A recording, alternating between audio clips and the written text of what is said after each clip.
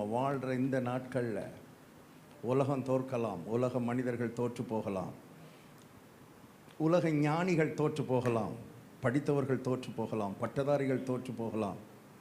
ஆனால் அன்பை புரிந்து கொள்கிறவர்கள், தேவனுடைய அன்பை புரிந்து கொள்கிறவர்கள் தோற்க முடியாது. தோற்க முடியாது தான் பாயிண்ட். தோற்க வாய்ப்பே இல்லை. தோற்க வாய்ப்பே இல்லை. இங்கே உட்கார்ந்துருக்கிற யாரும் தோற்று போக முடியாது. ஏன்னா கர்த்தருடைய அன்பு உங்கள் மேலே ஏற்கனவே பொழியப்பட்டிருக்கிறது, நோக்கத்தோடு பொழியப்பட்டிருக்கிறது. தேவன் உங்கள் மேலே அன்பு வைத்திருக்கிறதுக்கு ஒரு பெரிய நோக்கம் இருக்குது. சும்மா அன்பாக இருந்தேன்னு சொல்லிட்டு போகிறதுக்கு இல்லை, அன்பு உங்களை ஜெயிக்க வைக்கிறதுக்கு தான் கர்த்தர் உங்களை நேசிக்கிறார்.